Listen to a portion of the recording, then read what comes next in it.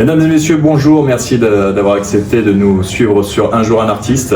Aujourd'hui, j'accueille un artiste. Il est chanteur, réalisateur, compositeur. Aussi, ouais. Et producteur, éditeur, charcutier, boulanger, artisan. Si jamais il y a une fuite d'eau chez vous, au 36 26 26, je viens, je fais la plomberie.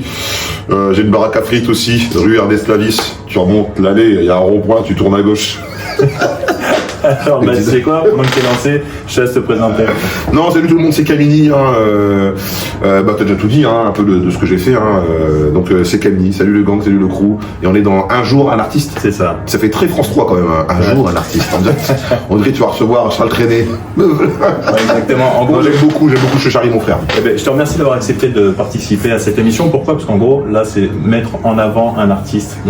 L'avantage, c'est que là, ça fait 20 ans de carrière. Ça va nous permettre de rentrer au fin fond et au plus profond de ta personnalité, de ton côté artistique. Ok. Donc on va poser quelques questions sur ta vie. Donc tu t'es déjà présenté. La deuxième question, c'est artistiquement. À quel moment tu t'es senti une âme d'artiste? À quel moment tu as commencé une œuvre artistique? Très jeune, je pense que comme beaucoup d'artistes qui sont déterminés à percer, à se faire connaître, ça commence très jeune. Que tu prends même, je prends des stars internationales, tu prends des J-Lo, des Beyoncé ou n'importe laquelle, ils vont toujours dire moi depuis tout petit, j'ai toujours dit je ferais ça, depuis tout petit je savais que.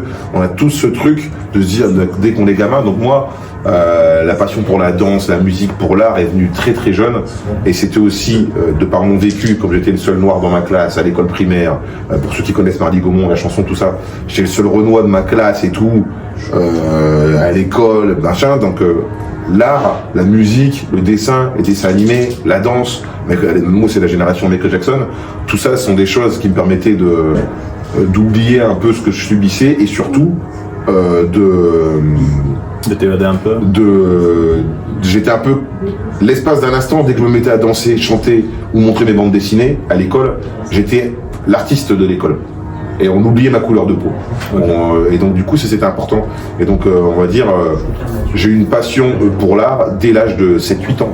Ok, d'accord. Et dans la transition entre les 7-8 ans, tu as mis combien de temps pour réaliser ton tout premier projet artistique, mais plus dans le côté professionnel? On va dire, j'ai commencé à faire vraiment des vraies chansons avec des vrais prods à l'époque où il y avait Fruity Loops. Les beatmakers connaîtront l'apparition du logiciel Fruity Loops, quoi. On va dire début 2000, quoi. Je commence à faire mes prods, à enregistrer, à aller en studio. Mais qu'est-ce que c'était mauvais alors. Tu crois que t'es fort, t'es nul.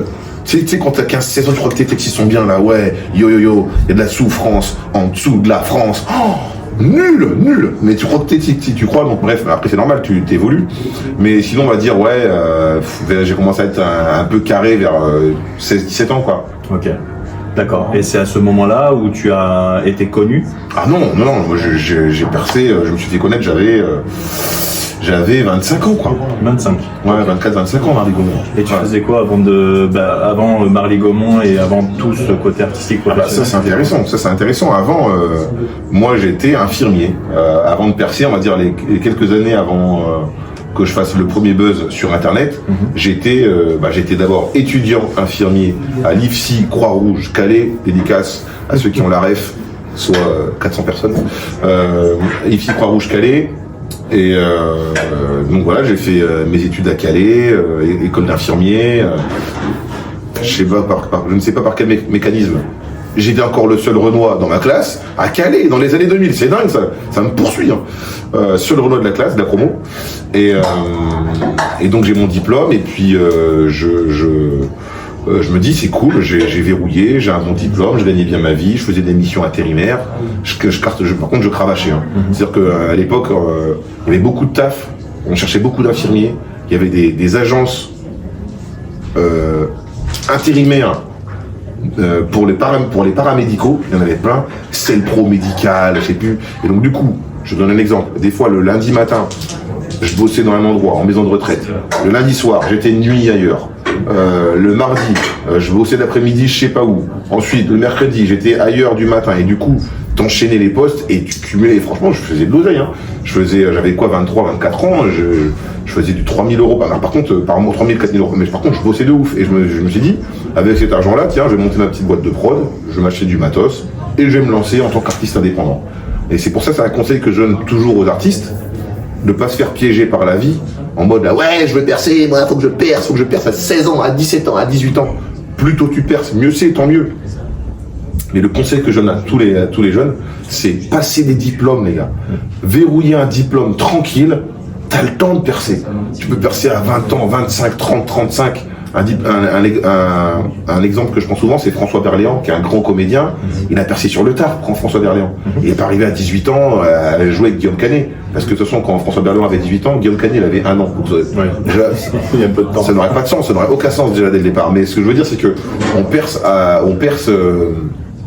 qu'on doit percer, quoi. Ouais, mais entre-temps, faut pas se faire piéger. Diplôme, verrouille un diplôme. Comme ça, t'es tranquille. Moi, demain, ça rentre plus. Je mets la blouse, infirmier libéral, j'ai aucun problème financier, tu vois ce que je veux dire. T'es tranquille, tu vois. Et du coup, je suis tranquille en fait, j'ai pas d'emmerde dans la vie, tu vois. Je vis de mon art depuis 20 ans, mais si demain ça reste infirmier, tranquille. Tu peux revenir. Donc, voilà, faut verrouiller. Donc moi, j'ai pris conscience que j'avais ce diplôme, que j'avais verrouillé, je gagnais bien ma vie. J'investis, machin, j'ai monté ma boîte. Et après, j'ai trouvé une co-réalisatrice, Émilie, que je salue. Émilie Desbonnets. On a fait Mardi Gaumont, machin. Et après, heureusement ou malheureusement, on s'en fout, mais en tout cas, ça a explosé tout de suite, quoi, sur Mardi Gaumont. Et alors qu'à la base, j'étais plus pour une école méthodique, me faire connaître dans la région, faire des concerts, faire des tremplins, faire un clip, 2 clips. Moi, je suis une génération de années 80, donc j'avais plus cette méthode. On connaissait pas les buzz internet. Oui, bien sûr. Tu vois, moi le premier, je connaissais pas. Et j'étais, la vie a voulu que je sois le first, le premier à faire ça en France. Et en tout cas, c'est comme ça que ça s'est passé. Donc concrètement, ce que je faisais avant le buzz, avant de percer, j'étais infirmier, intérimaire. Je voyageais de service en service et j'avais un fixe de nuit à mi-temps. J'étais infirmier de nuit à mi-temps en psychiatrie. C'est ça que je faisais avant de percer. Et tu vois, là tu nous as un peu raconté donc le topo de ta vie en globalité jusqu'à tes 25-30 ans à peu près. Ouais. Moi, la question que j'ai à te poser là aujourd'hui, et c'est pour ça que j'ai beaucoup écouté là ce que tu disais, quelles ont été tes pires expériences culturellement? Quelles ont été ce qui t'a le plus blessé ou pas dégoûté parce que le mot est fort, mais qu'est-ce qui t'a le plus blessé? Tiens, c'est un mot. Moi, dans ma vie. Après, il y a beaucoup de choses qui culturellement. Culturellement par rapport à mon vécu. Ouais, ton expérience que tu as pu, tu vois, ce qui t'a un peu déçu, ou peut-être dans la vie culturelle, ce qui t'a un peu. Culturellement dans l'art, tu veux dire, ou ma culture.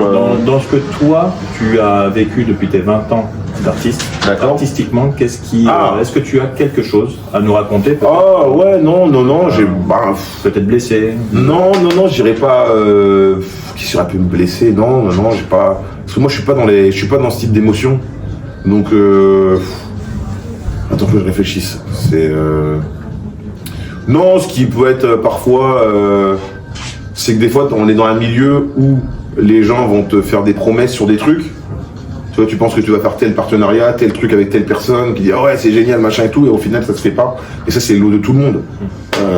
Quelle que soit l'échelon, on va dire, sur lequel tu te situes artistiquement, tu auras toujours des gens qui vont te promettre on va faire ça, en fait ils le font pas. Et des fois t'as travaillé sur un projet, t'as mis du temps sur un projet, et tu pensais vraiment aboutir à tel projet avec telle personne, et ça se fait pas. Ça c'est un peu dur, mais c'est le game.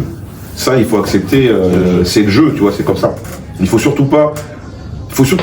jamais être aigri. En tout cas, voilà, moi c'est le conseil et c'est ce que j'essaye de le faire. Après, ma personnalité me le permet, mais faut jamais être aigri. Je pense que ça sert à rien d'être aigri. La vie, elle est comme elle est, et faut avoir conscience que au moment où tu parles, au moment où tu vis, il y a toujours des gens qui ont 1000 souffrances que tu imagineras même pas, quoi. Les gens qui vivent dans des bidonvilles, qui vivent dans le tiers-monde, il y a la guerre et tout, je veux dire. Faut essayer d'être en pleine conscience de ça tout le temps. C'est pas évident. Ça m'arrive aussi des fois de m'énerver. Putain, mes clés, merde! Elles sont où mes clés? Truc à la con. Mes clés sont dans ma poche, souvent passé comme ça. Tu vois, je sais pas pourquoi, par quel mécanisme, j'arrive pas à les sentir. Parce qu'il y a une carte bleue qui couvre la clé au moment où tu cherches, tu sens pas la clé tout de suite. Mets-les dans ta poche. Tu t'énerves pour un truc à la con. Donc voilà, on n'est pas Jésus-Christ, on n'est pas Bouddha. Mais d'une manière générale, il faut essayer de pas être aigri et de vivre en pleine conscience, de dire qu'il y a des vrais problèmes sur Terre. Les gens, ils souffrent. Et on a tendance à vivre à l'échelle de notre rue, de notre allée, de notre région. Non, il faut vivre à l'échelle du monde. Se dire, ah, quand toi, je vais dire un exemple comme ça, hein, parce que j'ai été gamin, tu vois, quand toi, et c'est ça, mon père il me disait souvent ça, quand toi tu n'as pas la paire de Nike que tu veux, ou la paire de Louboutin que tu veux, pense qu'il y a des gens, ils ont même pas de pieds. Voilà. Ils marchaient dans un champ, ils ont marché sur une mine, plus de pieds. Tu vois, toi tu veux des chaussures, pense aux gens qui n'ont pas de pieds. Toi tu veux ceci, pense aux gens qui ont moins. Et c'est que comme ça que l'être humain, il peut se recentrer et être entre guillemets lucide et cohérent. Sinon tu vis dans l'envie, t'es jaloux d'un tel, t'es jaloux de ceci. Des fois moi je fais des lives TikTok et les gens ils débarquent là, ouais, tu prends du pognon là, t'as du pognon. J'ai frérot, je gagne ma vie correctement, mais putain, moi j'ai des potes, je peux te garantir, ils sont traders, t'imagines pas l'argent qu'ils font, hein. Les mecs, tous les 3 semaines tu vas chez lui, tous les 3 semaines il y a une nouvelle féfé. Une nouvelle, hein, pas en location, télé-réalité, hein. Tu vois, il y a des gens, ils gagnent vraiment de l'argent, donc si tu rages sur Kamini, tu vas rager sur les multimillionnaires, enfin, ça n'a pas de sens. Donc il faut se recentrer, tu vois. En tout cas, moi c'est ma façon de penser. Ouais, et puis artistiquement, ça reste quand même quelque chose où c'est un combat de tous les jours, on va pas se mentir. C'est vrai que c'est quand même quelque chose où chaque jour suffit sa peine. Ah ouais, et comme on dit, demain il fera jour. Pour les artistes, c'est dur. On parle un peu la même langue et c'est vrai que ça, je m'en suis rendu compte. Et c'est pour ça que je te pose ces questions, c'est parce que c'est des choses aussi.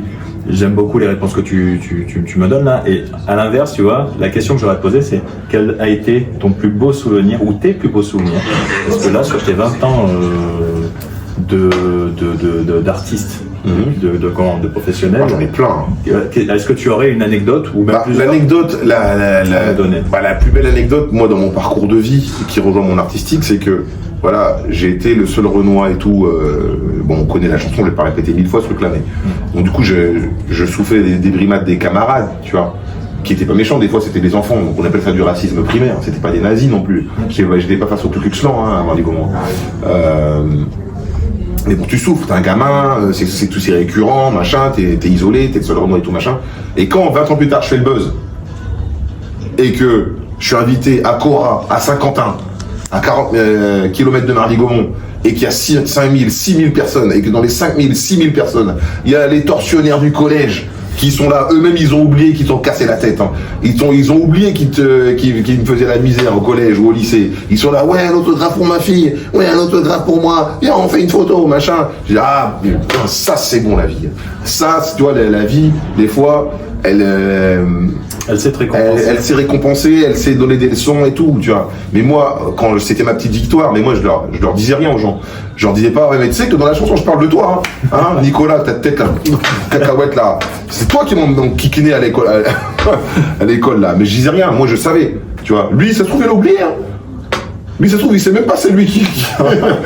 Ils oublient, tu vois. Mais c'est bien parce qu'au moins il a su aussi, bon, ce Nicolas par exemple, être fier.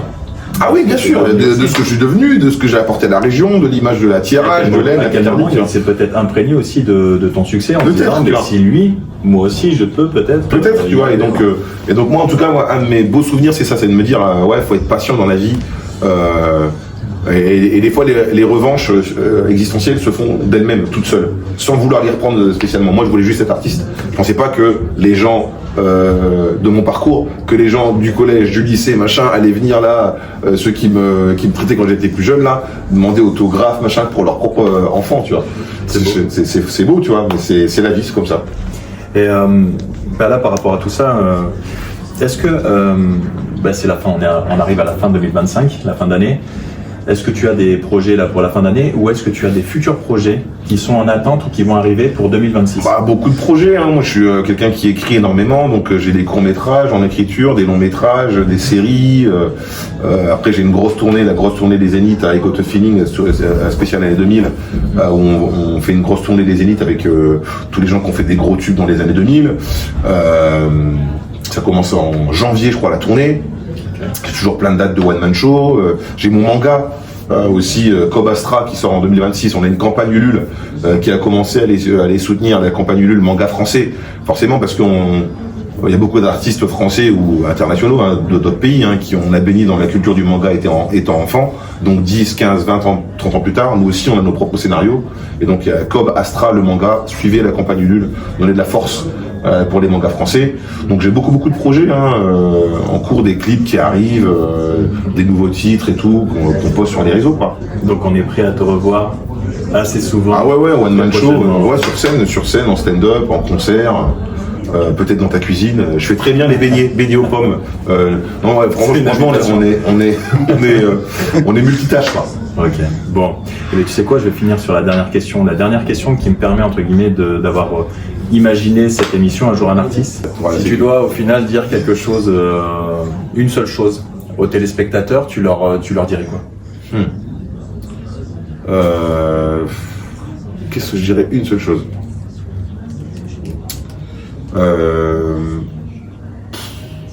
On va faire un message de paix.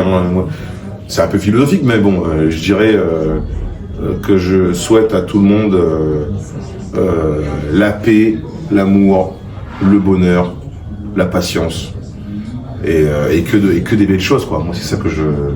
C'est naze, mais je pense que c'est le plus important. Que demander? La santé aussi, important, la base. La santé. Et puis surtout la persévérance et la gentillesse. Exactement.